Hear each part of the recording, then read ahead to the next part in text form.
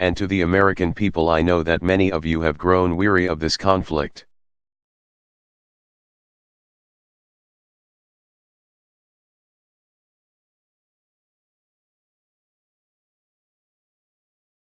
As you are well aware, I do not support the idea of endless war.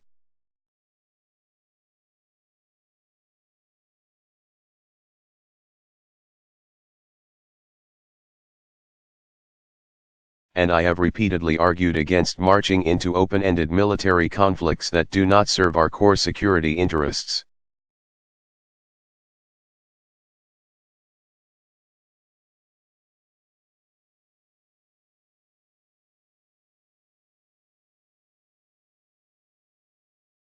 Yet given what's at stake in Afghanistan, and the opportunity for a stable and committed ally,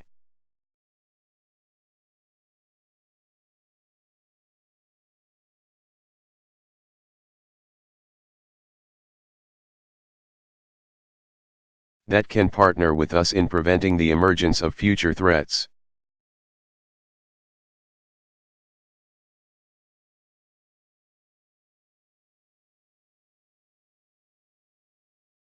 And the fact that we have an international coalition, I am firmly convinced that we should make this extra effort.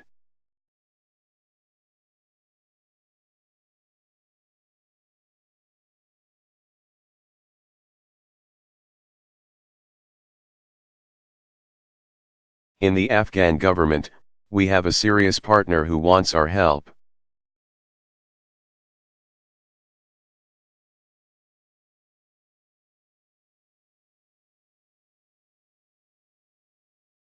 And the majority of the Afghan people share our goals.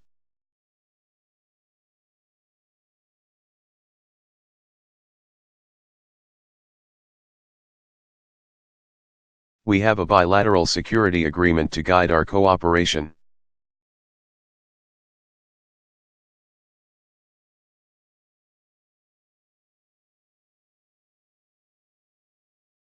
And every single day, Afghan forces are out there fighting and dying to protect their country.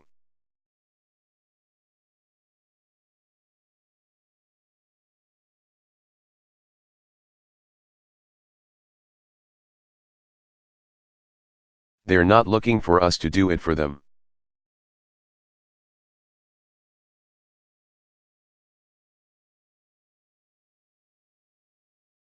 I'm speaking of the Afghan army cadet who grew up seeing bombings and attacks on innocent civilians, who said,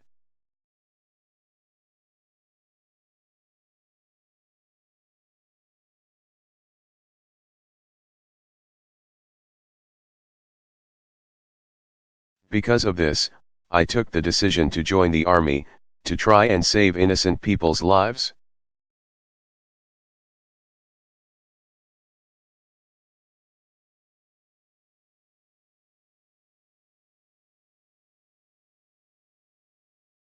Or the police officer training to defuse explosives.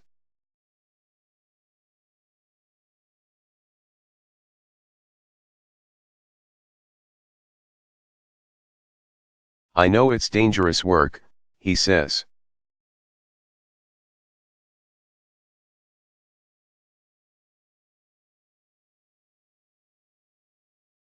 "But I have always had a dream of wearing the uniform of Afghanistan, serving my people and defending my country."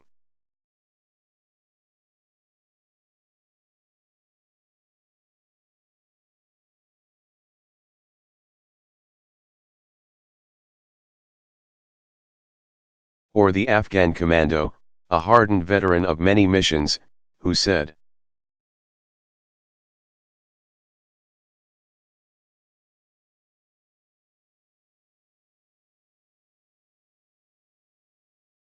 "If I start telling you the stories of my life, I might start crying."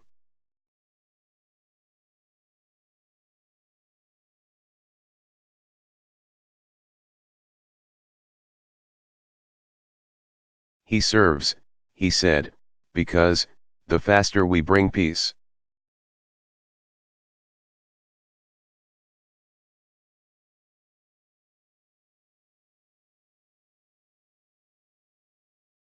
the faster we can bring education, and the stronger our unity will grow.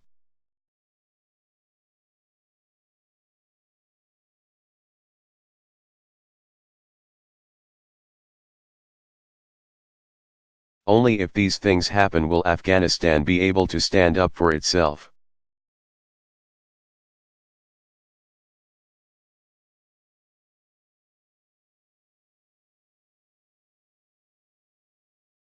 My fellow Americans, after so many years of war, Afghanistan will not be a perfect place.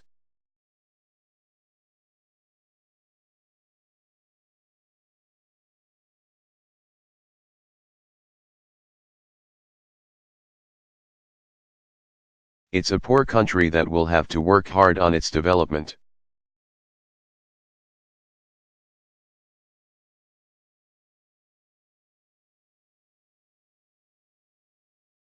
There will continue to be contested areas.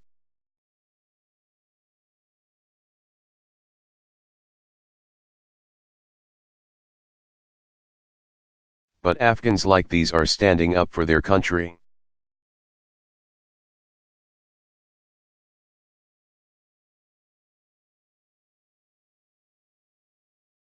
If they were to fail, it would endanger the security of us all.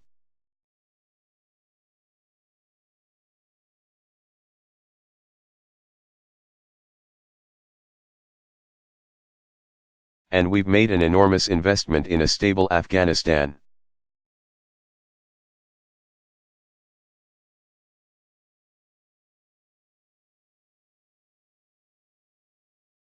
Afghans are making difficult but genuine progress.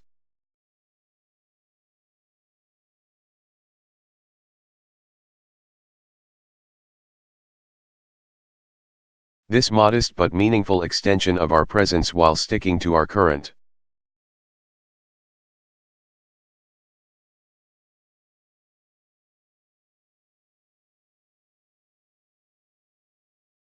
narrow missions can make a real difference. It's the right thing to do.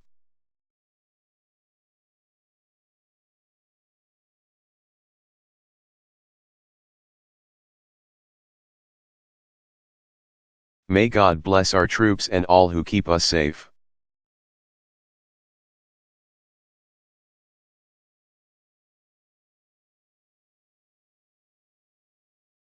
And may God continue to bless the United States of America.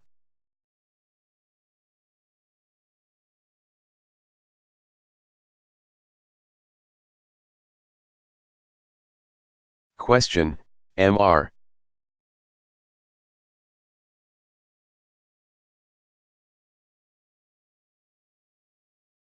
President, can you tell us how disappointing this decision is for you?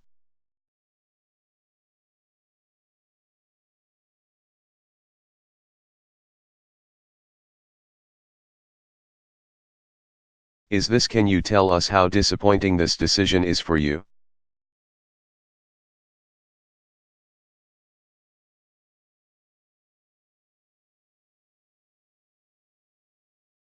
President Obama, this decision is not disappointing.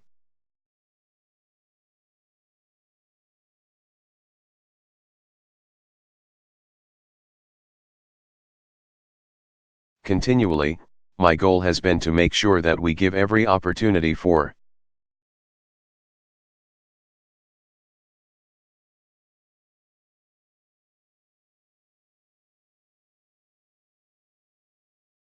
Afghanistan to succeed while we're still making sure that we're meeting our core missions.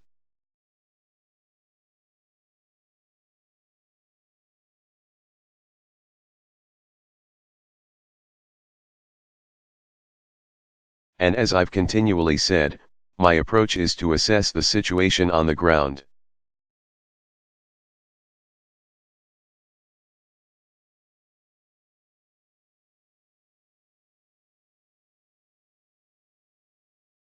Figure out what's working, figure out what's not working, make adjustments where necessary.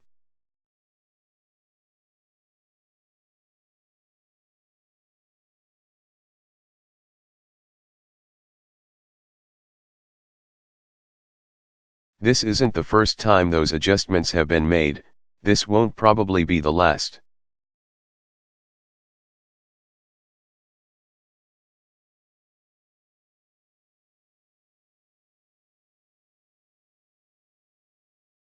What I'm encouraged by is the fact that we have a government that is serious about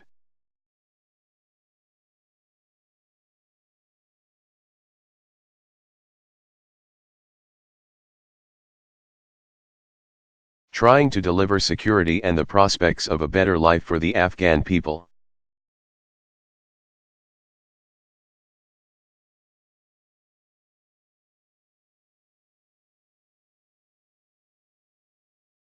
We have a clear majority of the Afghans who want to partner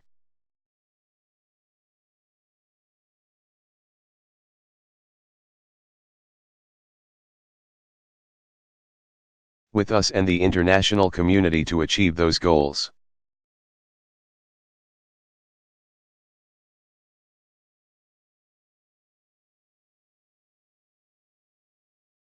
We have a bilateral security arrangement that ensures that our troops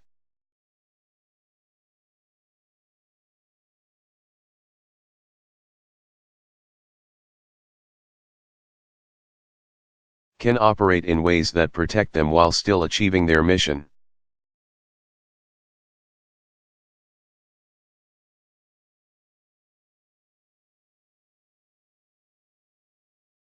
And we've always known that we had to maintain a counter-terrorism operation in that region in order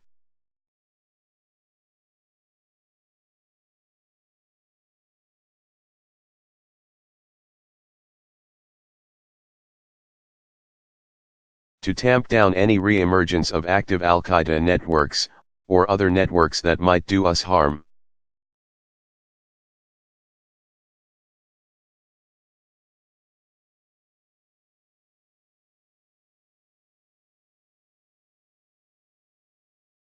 So this is consistent with the overall vision that we've had.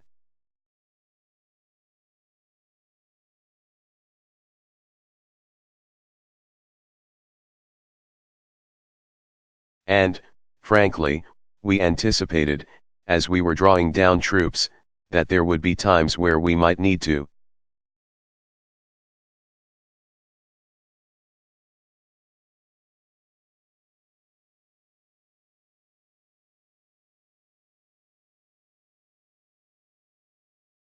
slow things down or fill gaps in Afghan capacity. And this is a reflection of that. And it's a dangerous area.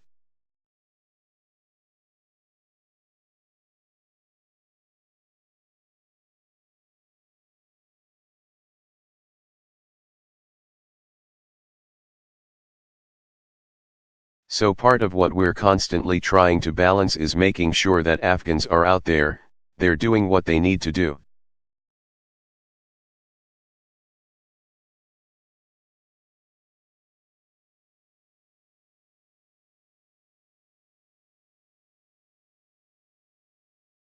But that we are giving them a chance to succeed and that we're making sure that our force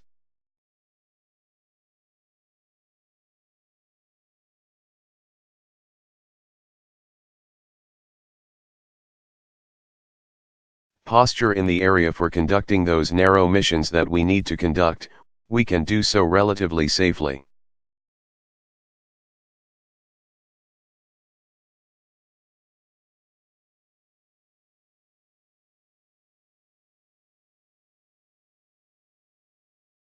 There are still risks involved, but force protection,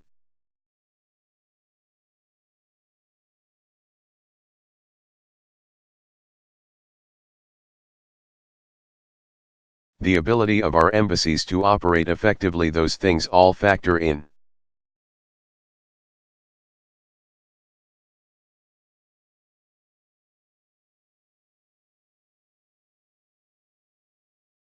And so we've got to constantly review these approaches.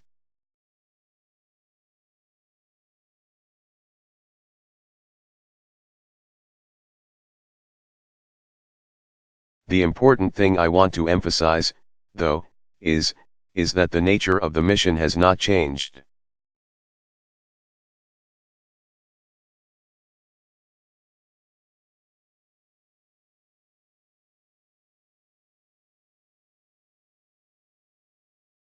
and the cessation of our combat role has not changed.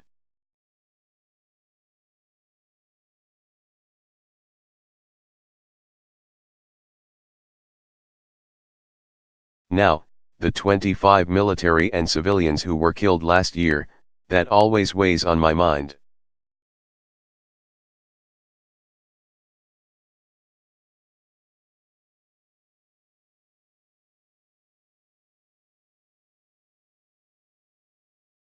And 25 deaths are 25 too many, particularly for the families of the fallen.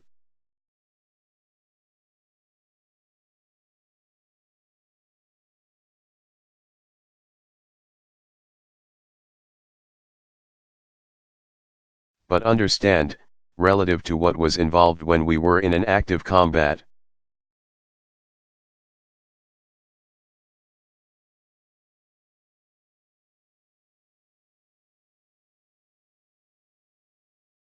role and actively engaged in war in Afghanistan was a very different scenario.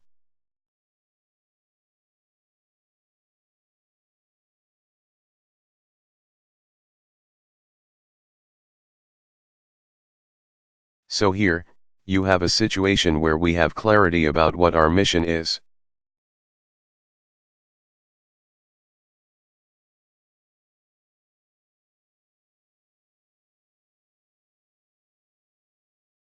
We've got a partner who wants to work with us.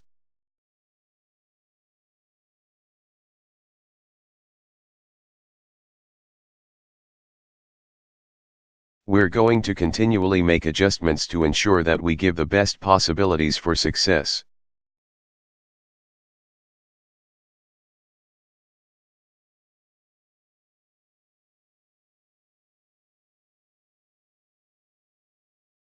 And I suspect that we will continue to evaluate this going forward, as will the next president.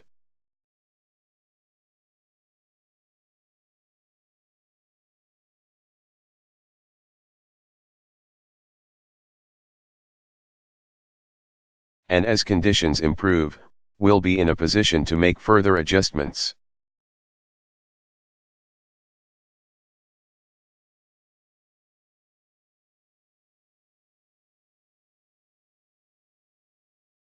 But I'm absolutely confident this is the right thing to do.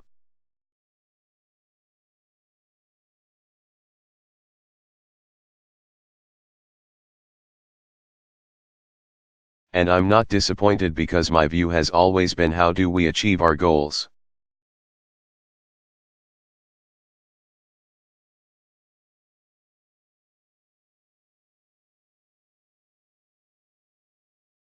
While minimizing the strain and exposure on our men and women in uniform.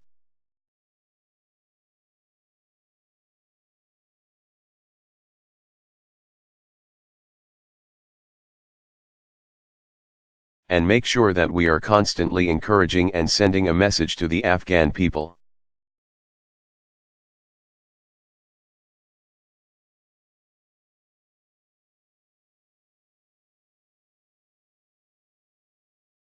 This is their country and they've got to defend it, but we're going to be a steady partner for them.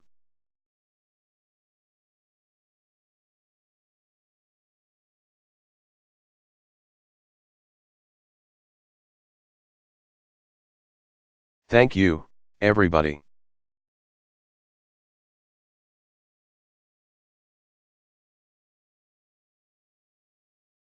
Barack Obama.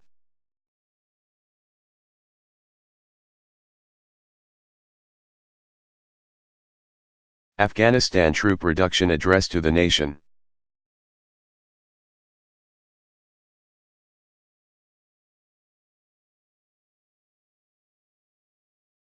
Delivered June 22, 2011, White House, Washington, D.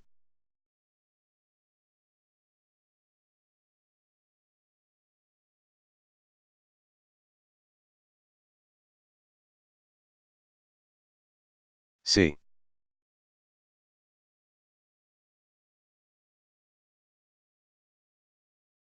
Good evening.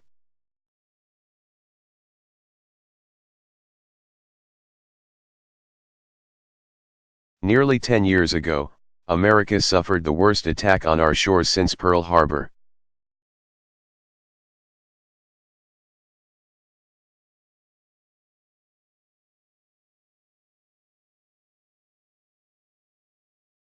This mass murder was planned by Osama bin Laden and his Al-Qaeda network in Afghanistan.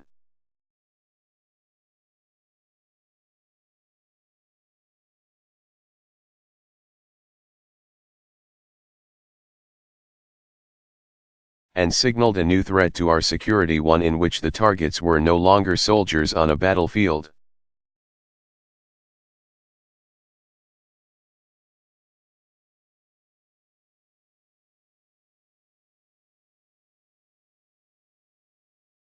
But innocent men, women, and children going about their daily lives.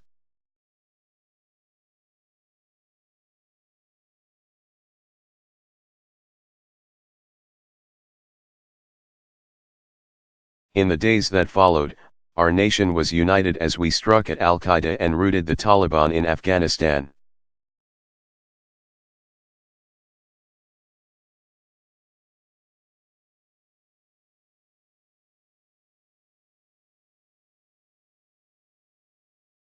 Then, our focus shifted.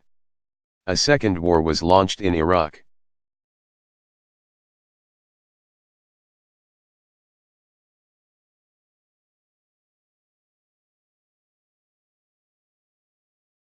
And we spent enormous blood and treasure to support a new government there.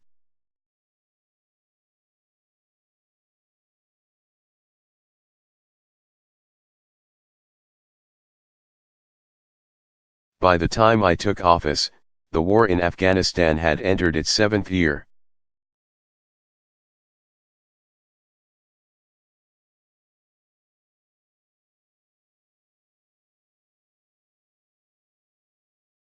But Al-Qaeda's leaders had escaped into Pakistan and were plotting new attacks.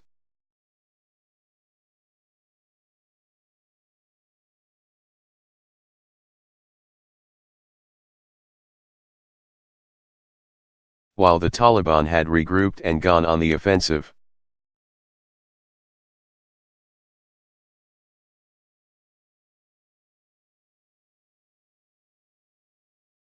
Without a new strategy and decisive action, our military commanders warned that we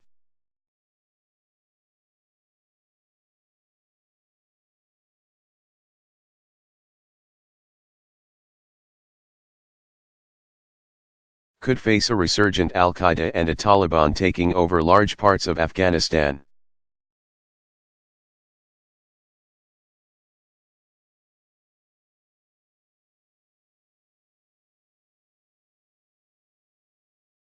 For this reason, in one of the most difficult decisions that I've made as president,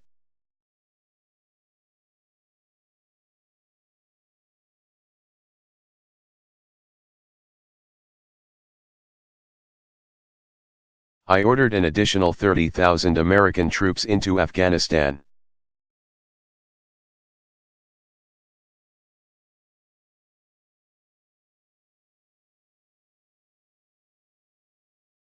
When I announced the surge at West Point, we set clear objectives, to refocus on Al-Qaeda,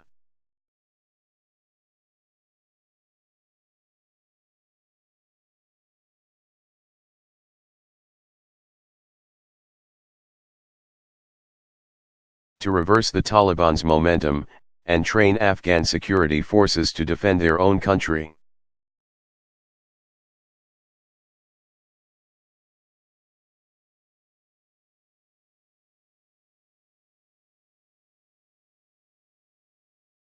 I also made it clear that our commitment would not be open-ended.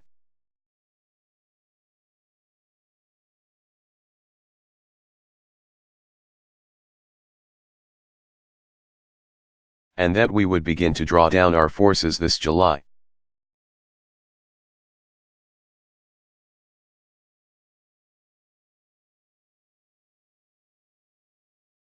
Tonight, I can tell you that we are fulfilling that commitment.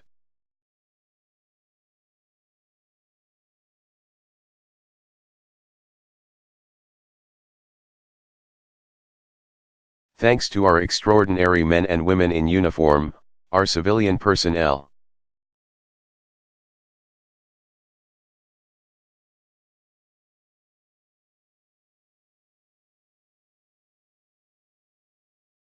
and our many coalition partners, we are meeting our goals.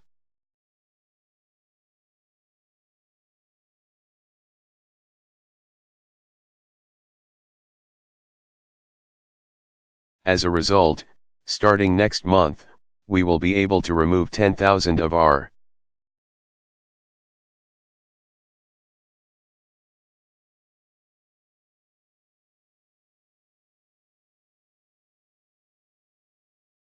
troops from Afghanistan by the end of this year, and we will bring home a total of 33,000 troops by next summer.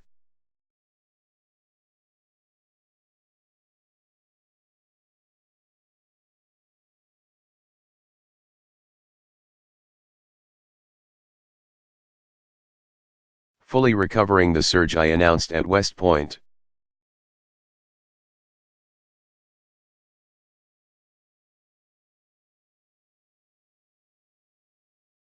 After this initial reduction,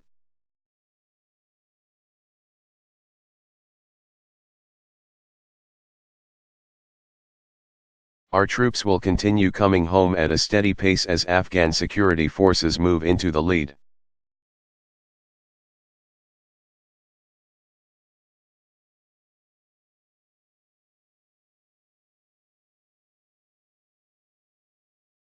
Our mission will change from combat to support.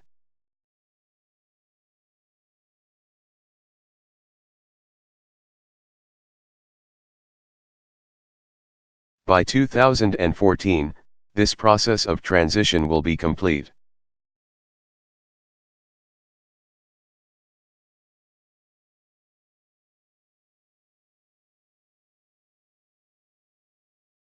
And the Afghan people will be responsible for their own security.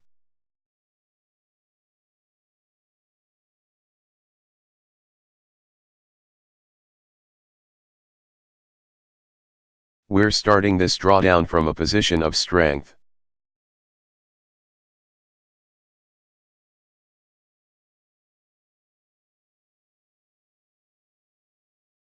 Al-Qaeda is under more pressure than at any time since 9/11. Together with the Pakistanis,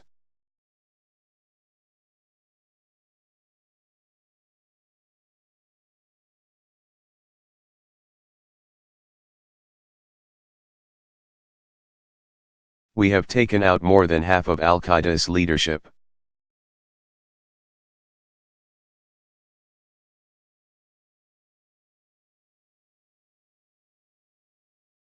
And thanks to our intelligence professionals and special forces,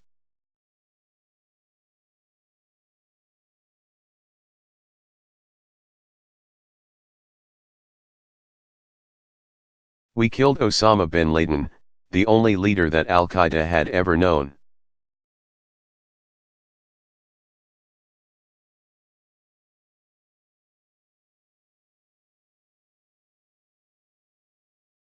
This was a victory for all who have served since 9/11. One soldier summed it up well.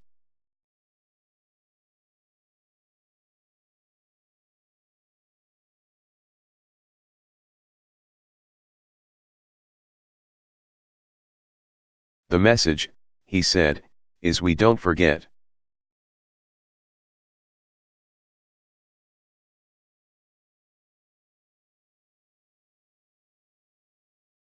You will be held accountable, no matter how long it takes.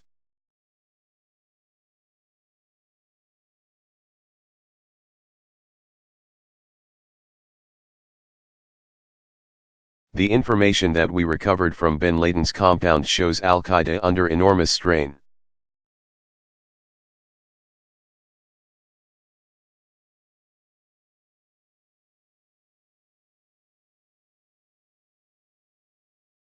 Bin Laden expressed concern that Al-Qaeda had been unable to effectively replace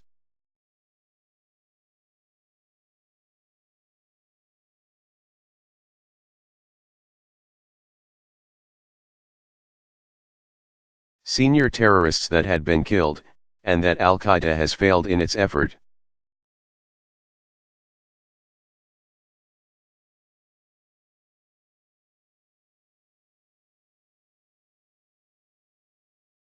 to portray America as a nation at war with Islam, thereby draining more widespread